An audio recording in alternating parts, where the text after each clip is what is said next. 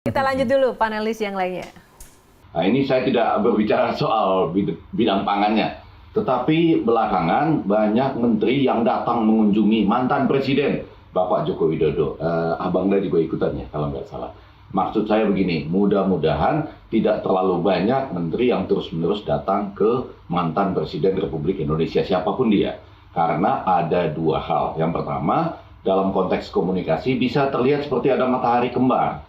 Bukankah kita sudah punya presiden yang sangat pintar, yang juga wibawanya diakui di dunia, yaitu Bapak Prabowo Subianto.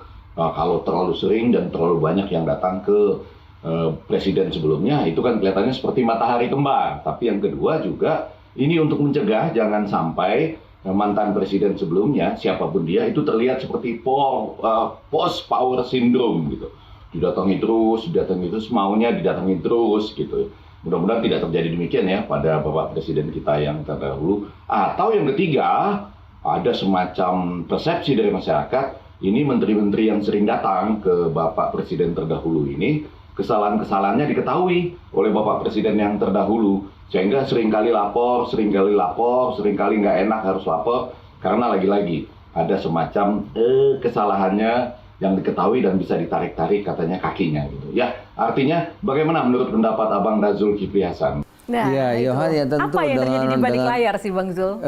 Teori kedaulatan ya, kita ini kan undang-undang dasar ya. Yang berkuasa itu rakyat, yang berdaulat itu rakyat. Tapi rakyat kan memilih pemimpinnya. Udah dipilih Pak Prabowo.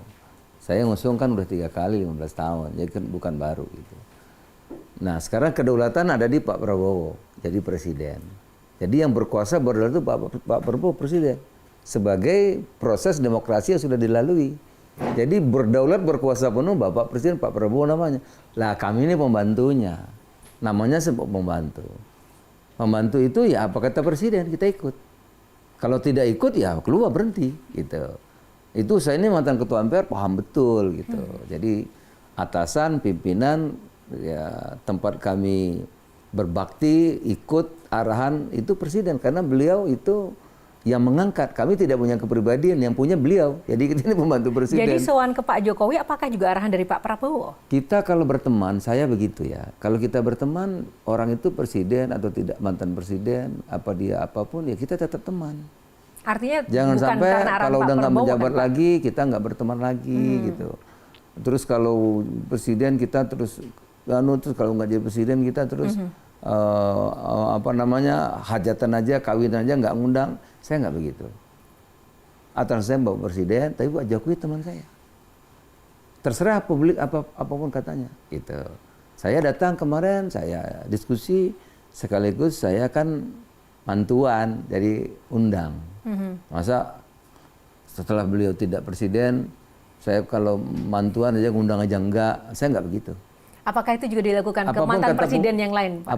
Apapun kata publik, saya nggak masalah. Tapi itu juga dilakukan ke mantan presiden yang lain, Oh iya dong. PAN itu partai artis nasional. Karena banyak betul calon-calon anggota legislatifnya, bahkan sekarang sudah duduk di DPR, adalah para figur publik. Jelajahi cara baru mendapatkan informasi. Download Metro TV Extend sekarang.